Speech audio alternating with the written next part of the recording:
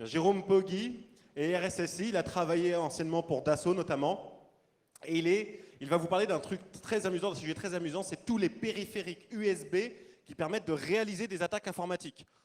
Outils de simulation de clavier, etc. Il a ramené plein de gadgets en démonstration, et donc ça va être assez intéressant de voir un petit peu qu'est-ce qu'on peut faire aujourd'hui avec des tout petits devices qu'on branche en USB. So Jérôme is Chief of Security, and he's fond of all those gadgets that are USB gadgets you can plug in and use to perform attacks against computers or other kind of USB connected devices. So please welcome Jérôme Poggi.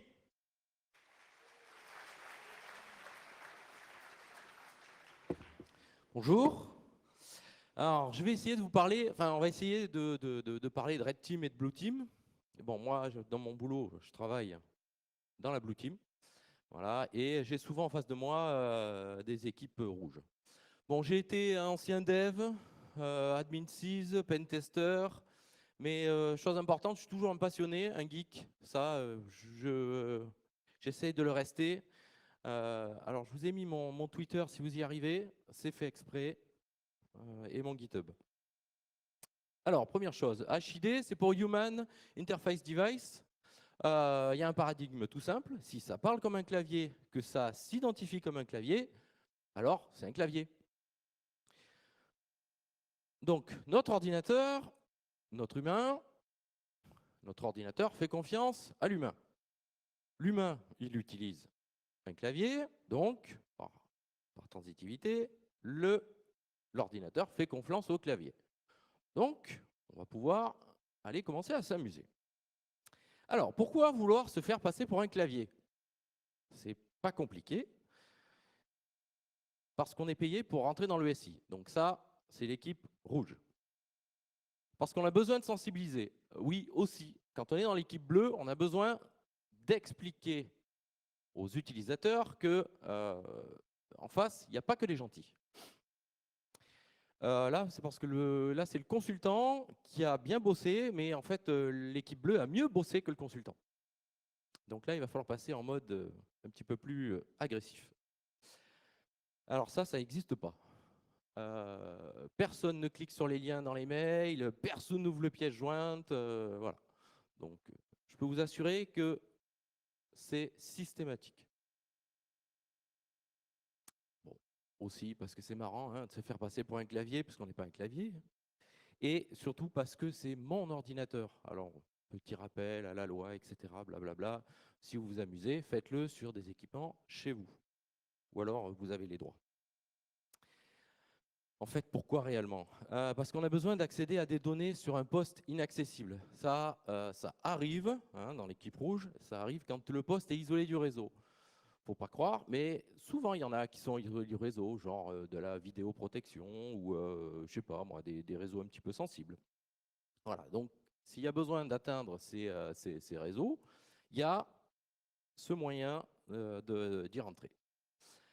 Ça. Est-ce qu'il y en a qui lisent leur mail avec ELM ou MEUT? Ah, ça fait plaisir. Oui, oui, oui, je sais, en bas. Bon, et ben voilà. Quand il y en a qui utilisent ELM ou MEUT pour lire leur mail, c'est un petit peu compliqué de leur faire cliquer sur la pièce jointe. Donc, on va attaquer différemment. Soit le système est bien protégé, voire protégé, ça existe. Bon, évidemment, on sait bien que le 100% n'existe pas, et bien heureusement. Merci Gaël. En fait, le but de tout ça, c'est de chercher une cible qui a un clavier ou une souris USB. Bon, ça, normalement, il y en a partout. Même des équipements industriels, maintenant, se retrouvent avec des ports USB, des télés, enfin, tout ce que vous pouvez imaginer maintenant, un port USB. Donc, qui dit port USB, c'est qu'on va pouvoir commencer à aller attaquer dessus. Par contre, ça impose que la cible peut être atteinte physiquement de manière directe ou indirecte. On va voir un petit peu après qu'est-ce qu'on entend par direct ou indirect. Alors, le premier de nos amis, le clavier sans fil, il n'y a pas plus bête. J'en ai amené un, voilà. Ça coûte moins de $10, ça se branche n'importe où, Et ça marche super bien. Donc, en particulier, ça marche pour tout ce qui est, vous savez, les téléconnectés, ce genre de petites choses. Bon, ça, c'est bien. En plus, vous avez même la souris. Donc, il y a le dongle USB, vous branchez, boum, vous avez la main sur la machine. Évidemment, il n'y a pas besoin d'être devant l'écran, etc. Bon, sauf pour voir, hein, parce qu'on ne voit pas encore à travers les écrans. Bon, on va parler vraiment de notre du premier copain, un peu moins clavier, parce que bon, un clavier, c'est un clavier. Non, pas celui-là. Plutôt celui-là. Voilà. Bon, le Rubber Ducky, évidemment, cela, j'espère que vous le connaissez tous. Enfin, ou si vous ne le connaissez pas, il va falloir le connaître. Le Rubber Ducky, qu'est-ce que c'est le Rubber Ducky? C'est un équipement matériel USB, vous l'aurez compris, qui est vu comme un clavier. Il a un autre avantage, c'est qu'il est programmable avec un langage très simple. Pour les vieux de la vieille, vous allez reconnaître, ça ressemble un peu du basique ou du point bat. Hein. C'est extrêmement simple, n'importe qui est capable de coder une payload très rapidement. Autre avantage, il va simuler une frappe au clavier de manière très rapide, donc plus rapide que n'importe lequel de nous tous, même s'il tape vraiment très très vite. Hein. Du coup, on va pouvoir balancer des séquences de touches à très haut débit et du coup réduire le temps d'attaque, réduire le temps de présence devant la cible. Bon, c'est packagé sous la forme d'une clé USB. Hein. J'en ai une, évidemment, qui traîne là-dedans. Oui, il y a tout un bazar. Bon, évidemment. Oui, non, je préfère celle-là parce qu'au moins j'ai la bonne payload. Voilà. C'est une clé USB. Voilà. Alors, je vous montrerai des photos de l'intérieur parce que bon, il suffit de l'ouvrir pour comprendre qu'il y a quand même un truc un peu bizarre. Chose importante, c'est que ça fonctionne sur tous les OS qui acceptent un clavier USB. Donc, ça ne veut pas dire que PC, ça veut dire aussi Mac, ça veut dire aussi téléphone, télé, etc., etc. Et puis même, si vous voulez, bah, les consoles, hein, tout ce qui accepte un clavier USB. C'est rudimentaire, mais efficace. Et bon, vous savez, si vous avez vu Mister Robot, à un moment donné, ça en parle. Une petite vidéo. Si vous n'avez pas vu l'extrait, bon, normalement, ça ne fait pas trop de spoil. Hein, voilà. Bon, évidemment, Mister Robot est assez proche quand même de la réalité, mais bon. Mais ça se fait. Alors, le Rubber Ducky, bon, ben, on voit bien que en haut à gauche, vous voyez un micro SD. Hop, chercher le clicker. Pointer. Donc là, vous avez une micro SD pour y stocker toutes les charges. Bon, 128 mégas, ça suffit amplement puisque les charges sont très très petites. Voilà. Vous avez un petit processeur, tout ce qu'il faut. Hein, voilà. Alors, chose intéressante, c'est que c'est un firmware open source. Donc, du coup, on va pouvoir faire pas mal de choses. Il y a quand même énormément de générateurs de payload qui sont dispo sur Internet. Donc, vous en avez offline, online. Vous avez de tout, tout, tout. Tout a été pré-packagé, pré-mâché. C'en est même assez inquiétant. Voilà. Donc, si vous voulez du Windows 10 avec une payload qui se lance en tant qu'administrateur, mais s'il n'y a pas l'administrateur, bypasser le... Bon, enfin bref, vous avez tout ce que vous pouvez imaginer. C'est présent, c'est dispo, ça a été planifié et préparé pour vous. Bon, un inconvénient, c'est qu'il est un peu cher, 45 $. Hein. Bon, après, suivant qui c'est, on va dire c'est pas cher. Autre désavantage, il a une charge utile unique, donc il n'y en a qu'une seule. Moi, j'aime bien quand on a le petit machin avec le catalogue tout prêt pour le Mac, pour le Windows XP, le 7, le 10, etc. Et le téléphone. Chose aussi embêtante, c'est qu'il a un ID USB, donc le PID-VID, qui est fixe et connu. Certains antivirus arrivent à le détecter et le bloquent avant même que la charge soit déclenchée. Et ce que je disais, il est rudimentaire. Bon, évidemment, comme le firmware est open source, il y a du monde qui a travaillé dessus et vous avez le firmware original et un ensemble de firmware. Un que j'aime bien, c'est le premier, donc qui est suivant comment s'appelle comment Caps Lock et Num Lock sont appuyés, ça vous déclenche une charge ou une autre. Donc ça permet de déclencher une charge pour sur votre Rubber Ducky, vous avez la charge Mac et la charge Windows. Il y en a un autre où la micro SD est accessible au PC, donc du coup ça permet d'exfiltrer des données directement sur la clé, sur la clé. Donc là, on branche, on attend le quelques temps, ça fait les opérations, ça exfiltre les données et on retire tout ça et il reste presque plus de traces. Évidemment, comme je vous disais, comme le PID, VID était fixe, ben, il y en a qui sont amusés à pouvoir le changer.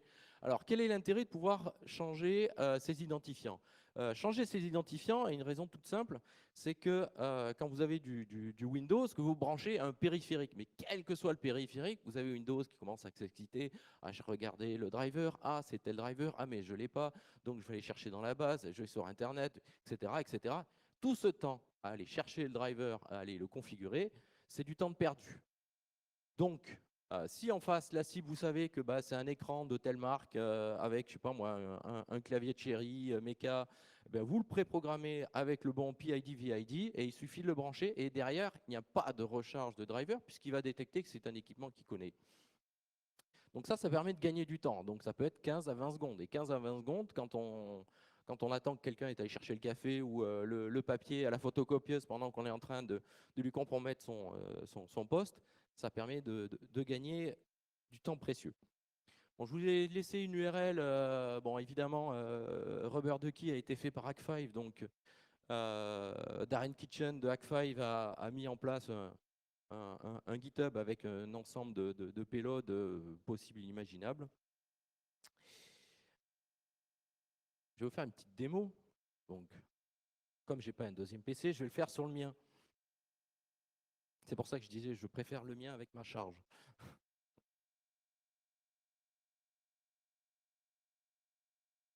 Hop. On va mettre la souris là où il faut. Encore faut-il la trouver. Vous la trouvez, elle est là. Bon. Je branche. Évidemment, l'USB. Voilà. Ouais, dans le bon sens. Ouais. D'accord. Voilà. En fait, ça fait déjà quelque chose. Alors, c'est pas très lisible parce que mon écran a une pas super résolution. Mais j'ai eu à peine le temps de le brancher que ça fait un cadre de TC Password, un ID, c'est aller balancer du chose. Vous avez pu voir, c'est assez rapide, c'est assez imparable.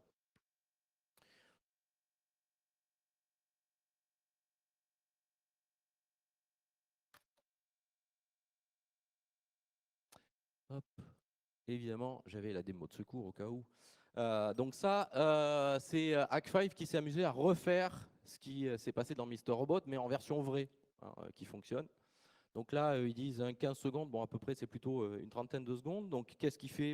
Il lance un PowerShell avec un reverse shell et de l'autre côté, il attend avec son netcat et derrière, il est allé télécharger Mimikat, évidemment, et le résultat, il est allé. Voilà, c'est déjà trop tard. Voilà. Donc ça vous permet de voir que vraiment en branchant cet équipement, on a quelque chose d'assez rapide et d'assez imparable. Petite question, est-ce que ça a été utilisé hors sécurité du système info? Donc, à votre avis, est-ce qu'il n'y aurait quand même pas un marketing qui s'amuse à utiliser un Rubber Ducky pour faire de la pub? Oui. Alors ça, c'est le seul exemplaire que j'ai pu trouver sur Internet, mais dans mon ancien boulot, il y a plus d'une dizaine d'années, on en avait découvert dans des boîtes aux lettres, donc, où on avait une espèce de Rubber Ducky qui lançait un Windows R, Start et l'URL de publicité.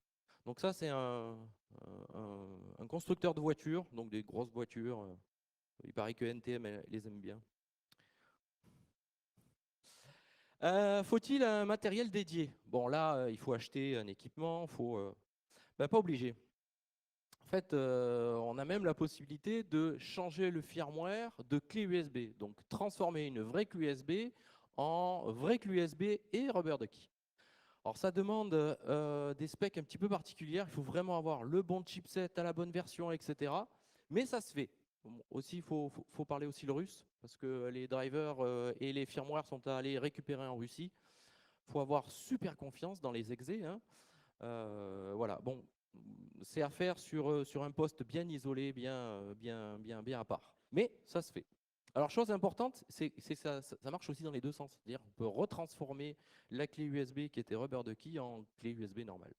Donc évidemment, grâce à ça, c'est quasiment indécelable. Alors je dis quasiment parce que juste au moment où on le branche, on voit bien que ça ne fait pas que une clé USB. Donc à l'équipe rouge de préparer la payload pour qu'elle ne se déclenche pas toute seule et mettre dans la clé USB d'autres charges pour attirer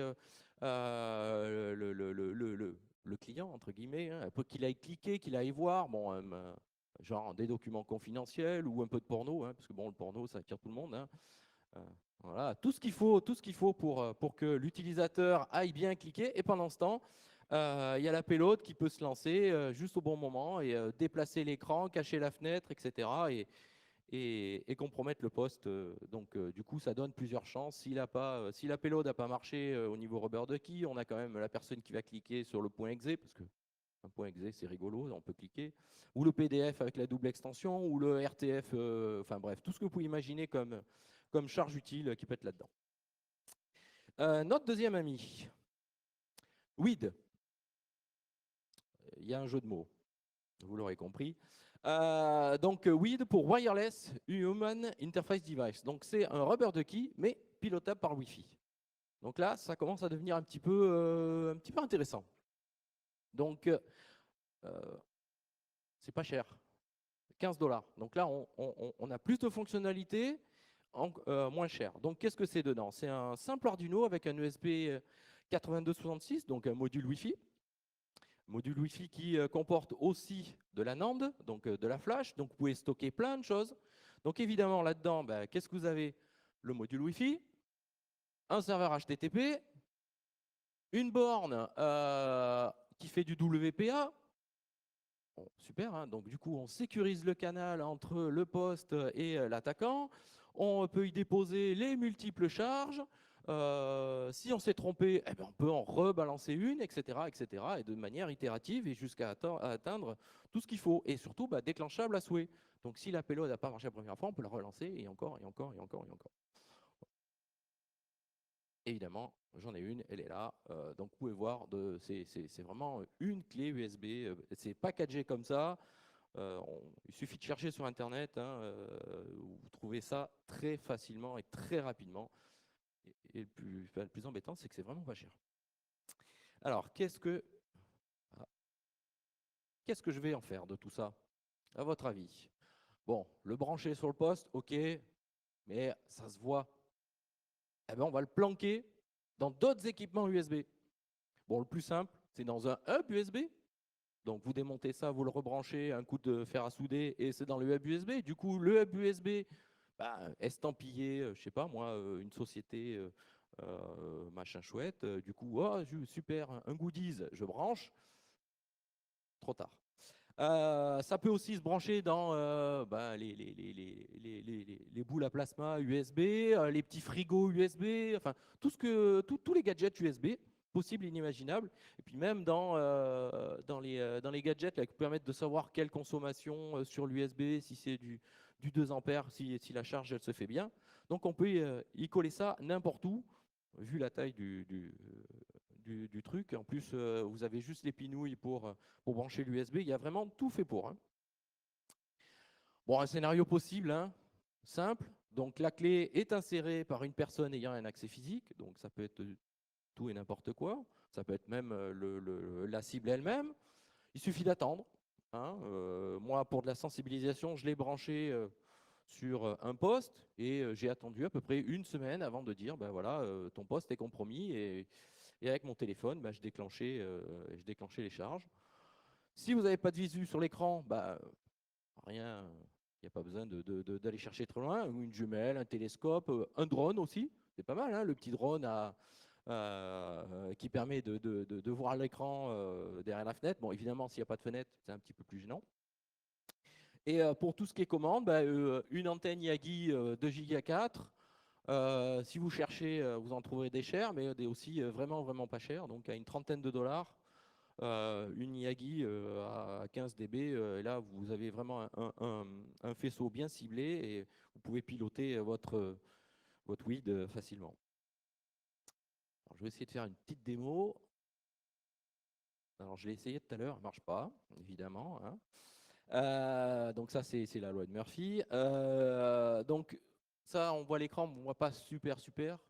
Il y a 3 menus, donc upload, execute et format. Donc ça vous permet de reformater la NAND et de redéposer un ensemble de payloads.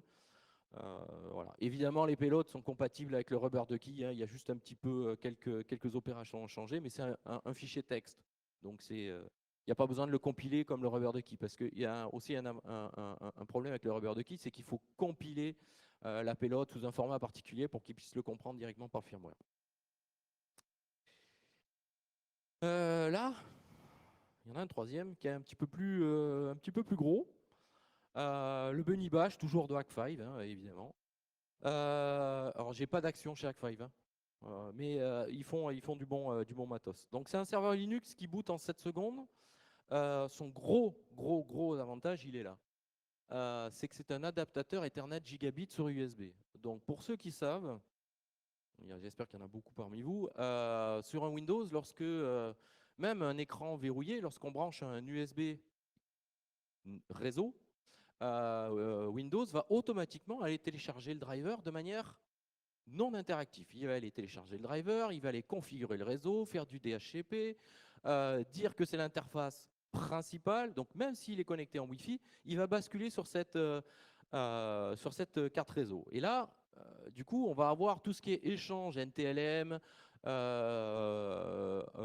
s'appelle sur le réseau. Et là, évidemment, va rentrer en système, va rentrer en œuvre le système. Et du coup, on va pouvoir récupérer les haches, essayer de casser ces haches. Et si le mot de passe est faible, eh bien, on arrive à déverrouiller le poste de manière distante et sans interaction. Donc ça marche pas mal, hein. Bon, évidemment, il y a un port série, stockage USB et occasionnellement, il sert aussi de clavier puisqu'il fait aussi rubber ducky. Bon, par contre, moi, ce qui est embêtant, c'est qu'il n'y a que 2 charges possibles. Donc, on n'a pas la possibilité de corriger le tir au moment où tout est lancé. Qu'est-ce qu'il pourrait y avoir de pire? Parce qu'il y a toujours pire. Alors, après le lapin, la tortue.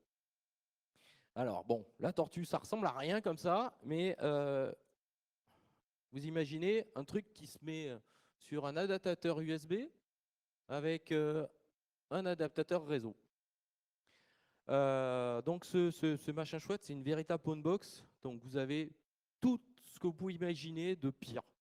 Donc, le reverse shell, le serveur SSH, du Nmap automatique. Il y a tout ce qu'il faut. Il y a tout ce qu'il faut pour compromettre un réseau. Évidemment, si vous mettez une super étiquette IT do not remove, que vous le branchez sur un port USB, bon, maintenant dans les salles machines, tous les switches ont un port USB, tous les serveurs ont un port USB, vous branchez ça n'importe où, derrière n'importe quel équipement, et ça passe à travers. Ça passe tellement à travers qu'il suffit de dire bonjour, service informatique, je viens remplacer le switch, machin, il est en panne. Ah bon, il y a un problème. Bon, ne quittez pas. Et les gens vous ouvrent la porte. Enfin bon, ça j'ai constaté de visu, de test. Je peux vous assurer que ça marche super bien. Je veux dire, service informatique, avoir la tête, avoir la tête du geek mal rasée, fatigué. Parce que si vous êtes trop bien habillé, ça passe pas. C'est bizarre, mais bon.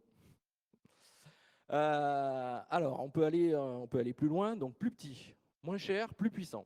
Donc là, il va falloir sortir le fer à souder, hein. Donc plus petit, moins cher et plus puissant. Donc vous avez les Arduino à 3 dollars, enfin 3 euros, pardon.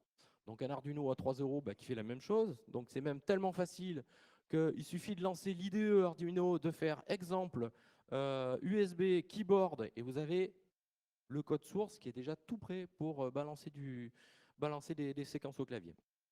Alors, il y a encore moins cher, j'ai trouvé ça il y a quelques temps, AT Tiny 85 à 1 euro. Voilà, ça c'est 1 euro. Enfin, du coup, il suffit d'en acheter un stock, de les mettre un peu partout. Là, voilà, c'est du jetable, hein.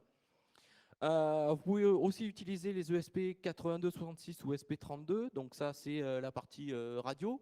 Donc vous avez directement du Wi-Fi ou du Bluetooth, ou même encore plus loin, on peut aller jusqu'à du LoRa.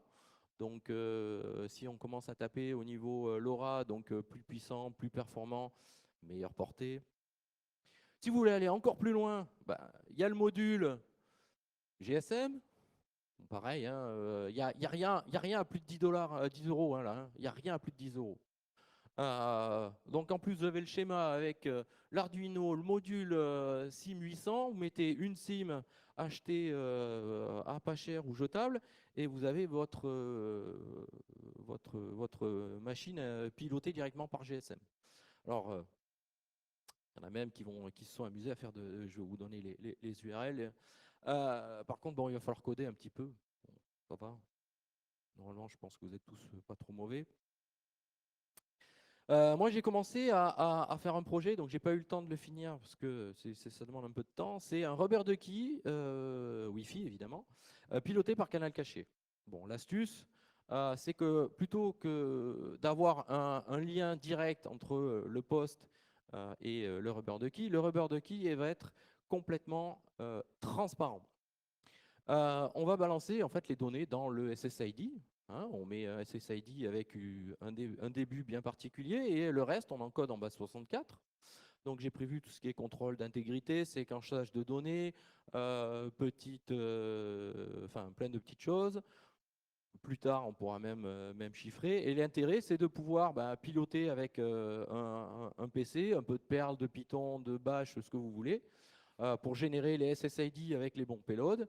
Et l'équipement va récupérer tout ça, va stocker dans sa mémoire, puisque avec un 8266, vous avez jusqu'à 3 mégas de RAM. Donc on stocke. Et une fois qu'on a obtenu le package complet, bon, évidemment, il va falloir répéter souvent les paquets, parce que si vous avez des paquets où l'intégrité n'est pas complète, il va falloir les remettre. Mais bon, comme on ne sait pas, donc on va balancer la payload plusieurs fois jusqu'à attendre que ça arrive. Mais il suffit de savoir attendre, hein, on aura un résultat. D'autres projets qui marchent pas mal. Donc un keylogger Wi-Fi. Donc pareil, hein, un ESP 8266 qui lui va carrément faire son boulot de keylogger et va envoyer ça sur le Wi-Fi. Bon, si vous vous débrouillez bien, vous y connectez un module GSM et là, c'est carrément les SMS, vous recevez les SMS sur le téléphone avec les séquences de touches et tout ce qu'il faut. Et comme on peut le développer, évidemment, on peut attendre un ensemble d'expressions régulières et avoir le mot de passe au bon moment quand il faut. Bon, le Wi-Fi de key aussi. Le key sweeper, donc ça c'est rigolo, c'est je prends une alimentation USB, j'enlève tout ce qu'il y a dedans, parce que c'est trop gros, j'en récupère une autre un peu plus petite, et j'y colle dedans un module GSM, un Arduino, un ESP 8266, je connecte tout ça, et je développe de telle manière à ce que ça fasse un sniffer de claviers sans fil, donc les claviers de chez je sais plus quoi là, Microsoft, ouais, c'est ça.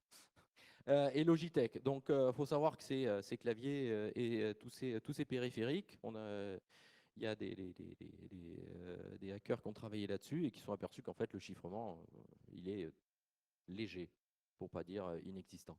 Donc du coup, avec ce genre de petit équipement, il suffit de le brancher. Donc un chargeur USB, on en a tous besoin. Hein. Et donc du coup, ça peut être donné, fourni et connecté. On peut aussi utiliser ce que je disais, un ESP32. Donc là, plutôt que travailler sur du Wi-Fi qui demande beaucoup de ressources, beaucoup d'énergie, travailler sur du LoRaWAN et donc du coup avoir des portées bien meilleures à 100 mètres. Donc là, je vous laissez imaginer ce qu'on peut faire avec ce genre de choses. Bon, il va falloir maintenant accéder à la cible. L'accès à la cible, c'est facile. C'est soit il n'y a personne et c'est pas fermé à clé. Bon, ok, on rentre, on branche, c'est fini. Ça, c'était le modèle simple. Soit c'est fermé à clé. Bon, serrure simple, évidemment, il suffit d'avoir le kit adéquat, ou les bump keys, ou le pistolet à choc. on rentre, ça passe. Si vous n'avez pas des équipements, il suffit de demander. Hein. Bonjour, je suis machin, j'étais en entretien avec Monsieur Bidule, j'ai oublié mon document sur sa table, est-ce que vous pouvez m'ouvrir un tour de passe-passe, un coup et on branche l'équipement. La sécurité, vous verrez, il vous ouvre, hein, il suffit de demander gentiment. C'est souvent ça. Il ne faut pas avoir peur. Surtout dire, excusez-moi, je me suis trompé, faire pitié, ça marche. Le bureau occupé, là, le bureau occupé, bon, ça va être un petit peu plus compliqué, ou pas. Bon, ben, on demande au stagiaire, ou on se fait passer pour le stagiaire. C'est pas mal, hein, les stagiaires, c'est inexistant, on ne les voit pas, malheureusement. On a tous été stagiaires, donc on sait tous comment ça se passe.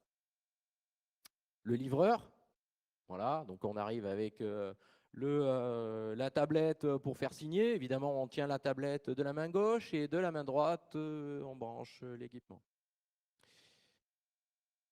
Ou pire, l'entretien d'embauche. Alors ça c'est osé. Pendant l'entretien d'embauche, compromettre un poste. Bon, évidemment, pas vraiment un entretien d'embauche, hein, parce que vous êtes le consultant qui doit aller, qui travaille pour. Mais bon, c'est une idée. L'accès indirect. Alors, les Américains, ils utilisent ça. J'ai pas les sous pour, donc je fais le truc simple. La clé USB qui traîne par terre dans le parking. Mais ça marche pas vraiment, parce qu'une clé USB toute seule, c'est pas bien. Faut faire envie, faut y donner, faut attirer le chaland, faut vendre, faut inspirer confiance. Ah, oups, voilà. Non, j'ai cliqué sur la mauvaise touche. Faut inspirer confiance. Ah, évidemment. Voilà. Je disais donc, faut inspirer confiance. Donc, qu'est-ce qu'on va chercher? La clé licorne. Bon, moi, j'ai bien aussi, j'ai la clé. Moi, chez Méchant, c'est bien. Hein, oh, génial! Oh, je vais le donner à ma fille, à mon fils. Il va le brancher sur son PC. Enfin, non, je vais d'abord vérifier avant qu'il n'y ait rien hein, sur le poste. Hein. Voilà. Comme je disais, la clé USB tout seul, ça ne marche pas. Donc, vous allez sur Amazon, AliExpress, n'importe quel site, et vous achetez 1 kilo de clés. Ouais, ça se vend au kilo. Hein. Des clés inutilisées. Vous prenez un anneau, vous y mettez 4-5 clés. Votre clé bien préparée, et vous laissez ça dans le parking. Là, je peux vous assurer, ça va, ça branche. Hein. Par contre, une clé toute seule, ça ne rentre pas. Ou sinon, la clé avec écrit confidentiel. Oh, c'est confidentiel. Voilà. Bon, sinon, il y en a d'autres qui mettent aussi Jackie et Michel, enfin bon, tout ce que vous imaginez. Je vous laisse, voilà. Le tout, c'est que ça soit branché. Et si la cible était multiple hein, ça pourrait être pas mal, ça. Plutôt que d'attaquer une seule, en attaquer plein. Bon, là, pour ceux qui connaissent, Mudzjack. Donc, c'est l'attaque de souris USB sans fil. Pareil, hein, on attaque toujours la même chose. On va utiliser, alors on va complètement détourner un Crasi Radio PA. Donc, c'est des petits équipements qui servent pour piloter les drones en 2 Go 4. Évidemment, on flash le firmware en 1. Hein. Bon, ça, c'est à peu près 10 minutes de boulot, le temps de télécharger le Git, de compiler, de pousser. Évidemment, du coup, derrière, l'intérêt, c'est qu'on peut faire 1 kHz sans fil, puisque ça écoute le réseau et le trafic entre le petit plug Logitech ou Microsoft et la souris ou le clavier. Mais bon, très souvent, les gens ont plutôt des souris sans fil. Dans ce cas-là, on va utiliser Jackit. Donc, Jackit, c'est la sulfateuse à payload. Donc ça, c'est le truc qui fait l'attaque en injection à l'aveugle. En fait, il y a une option que ça s'appelle autopone. Donc vous tapez moins autopone et ça marche tout seul. Bon, évidemment, il faut donner à payload. Voilà, il suffit d'attendre le retour du reverse shell et voilà. Bon, ça marche super bien. Je peux vous assurer que c'est pas super de mon côté en tant que bleu. Vous voulez qu'on essaye maintenant? Hein? Qui c'est qui a de la souris Logitech qui a de brancher là? Hein? C'est marrant, personne n'a de Logitech, personne n'a de Microsoft là tout d'un coup là, non? Ah, bon. Bon allez, je suis gentil, je ne vais pas vous le faire parce que c'est pas mes équipements. Bon, pour finir sur une note positive, évidemment, comme je suis l'équipe bleue, je vais donner les conseils. Hein, ne branchez pas n'importe quoi en USB sur votre poste. J'espère que vous l'avez compris.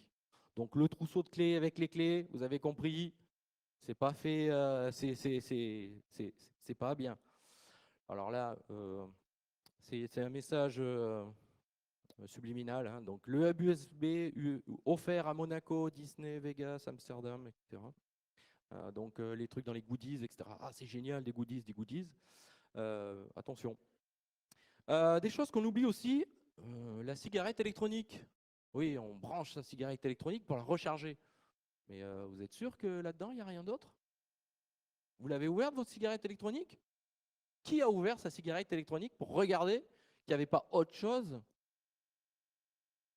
Oui, bon, évidemment, le mieux, c'est de ne pas fumer, mais bon, voilà, je suis d'accord. Mais je suis persuadé que personne n'a jamais regardé dans sa cigarette électronique. J'espère que vous regarderez. Ou alors, carrément, j'ai trouvé ça sur Internet. C'est le câble USB avec GSM et SIM intégré. Donc ça, c'est pour mettre dans la voiture, pour pouvoir surveiller sa voiture quand si elle est volée, pour pouvoir la retrouver, etc. Je l'ai là, évidemment. Hein, donc pas cher, génial, ça marche super bien. Il y a un hacker qui s'est dit, tiens, et si je l'analysais? Ah bah, il a bien fait. Hein. Parce que ça, c'est commercial, ça se vend, mais vous n'êtes pas tout seul. En fait, il n'y a pas que vous qui le pilotez. De temps en temps, cet équipement, c'est bizarre, il envoie des SMS en Chine. Dommage. Et puis, des numéros codés dans le firmware. Hein. Bon. Sinon, aussi, ne branchez pas n'importe votre téléphone pour le recharger hein, dans les stations de recharge publiques, genre dans le café, etc. Dans le chargeur USB du voisin. Vous vous souvenez tout à l'heure, je vous ai montré le chargeur USB piégé. Dans les abris de bus. Hein, vous avez tous rechargé votre téléphone dans l'abri de bus. Là. Merci la ville de Paris, c'est pratique. Hein, mais moi, j'ai pas confiance. Hein, du tout, du tout, du tout. Donc, sortez couverts. Hein, donc, vous avez beaucoup de préservatifs USB commerciaux. Mais il y en a un très simple hein, qui marche super bien et qui est pas cher. C'est celui qu'on fait soi-même. Donc, on prend un câble USB, un ciseau, on coupe, on repère les câbles d'alimentation, donc surtout pas ceux du milieu, parce que ceux du milieu, c'est la data, et on rebranche. Donc, on reconnecte seulement le VCC et la masse. Là, par contre, au niveau confiance, il n'y a pas de souci. Hein. Vous êtes sûr qu'il n'y a que de l'alimentation qui passe. Par contre, dans ces petits équipements, hein, ceux-là, quand c'est noyé dans la résine noire, moi, ça ne m'inspire pas confiance. Merci.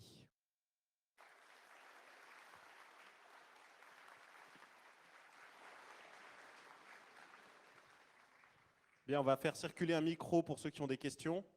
Oui, très bien. Attendez 2 secondes, on arrive. Si on peut avoir une ouverture son micro public, la couleur rouge. 1, 2.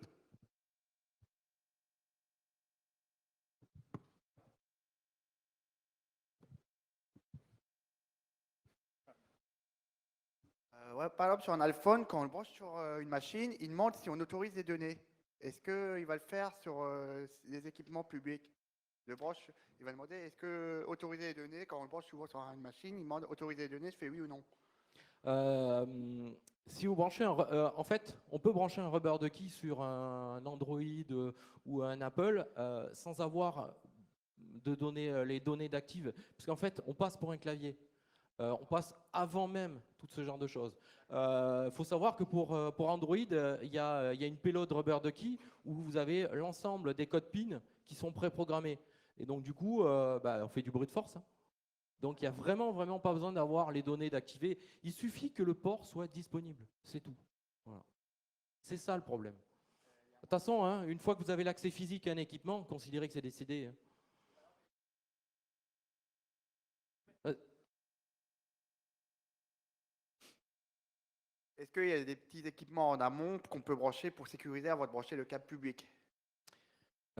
Bah ouais, les préservatifs USB. Mais bon, du coup, tu n'auras pas la donnée.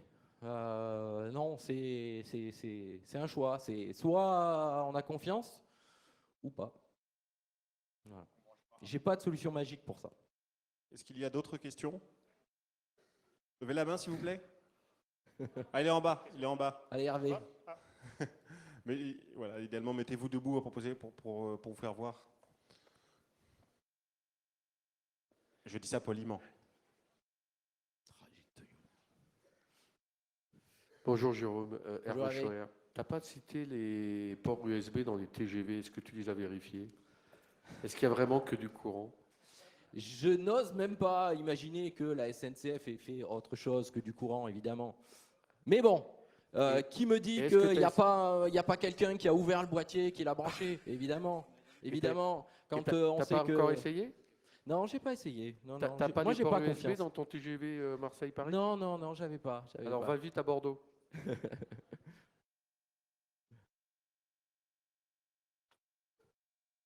Plus de questions? Ah, si, une en haut. Après, je pense qu'au niveau horaire, on va... On a encore le temps pour 2 questions. Allez. Après celle-là, on a encore le temps pour 2 questions. Bonjour. Bonjour. Vous pensez quoi des outils de sécurisation USB qu'on peut avoir sur Windows, par exemple? Faut voir.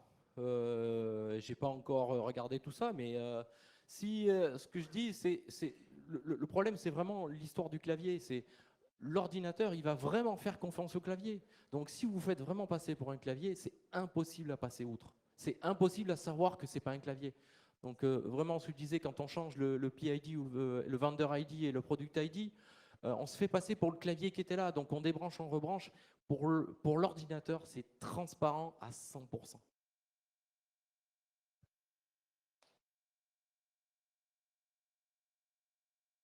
Plus d'autres questions? Ah,